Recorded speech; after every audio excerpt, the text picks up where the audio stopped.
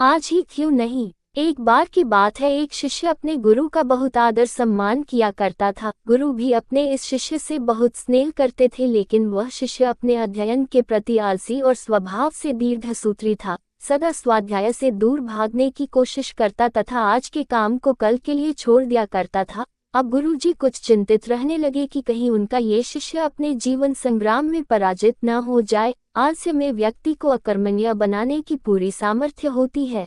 ऐसा व्यक्ति बिना परिश्रम के ही फलोपभोग की कामना करता है।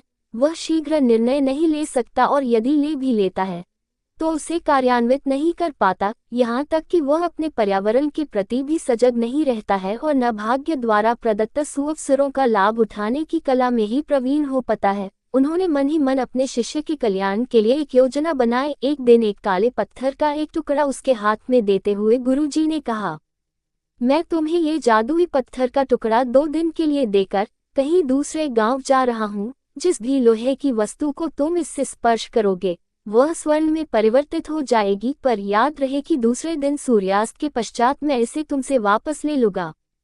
शिष्य इस सुअवसर को पाकर बहुत प्रसन्न हुआ, लेकिन आलसी होने के कारण उसने अपना पहला दिन ये कल्पना करते करते बिता दिया कि जब उसके पास बहुत सारा स्वर्ण होगा तब वह कितना प्रसन्न, सुखी, समृद्ध और संतुष्ट रहेगा। इतने नौकर चाकर होंगे कि उसे पानी पीने के लिए भी नहीं उठाना पड़ेगा। फिर दूसरे दिन जब वह प्रातःकाल जागा, उसे अच्छी तरह से स्मरण था कि आज स्वर्ण पाने का दूसरा और अंतिम दिन है। उसने मन में पक्का विचार किया कि आज वह गुरुजी द्वारा दिए गए काले पत्थर का लाभ जरूर उठाएगा। उसने निश्चय किया कि वो बाजार से लोहे के बड़े बड़े सामान खरीद कर लाएगा और उन्हें स्वर्ण में परिवर्तित कर देगा।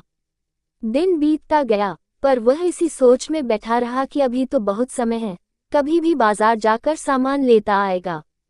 उसने सोचा कि अब तो दोपहर का भोजन करने के पश्चात ही सामान लेने निकलूंगा, परंतु भोजन करने के बाद उसे विश्राम करने की आदत थी और उसने बजाय उठ के मेहनत करने की थोड़ी देर आराम करना उचित समझा। पर आलस्य से परिपूर्ण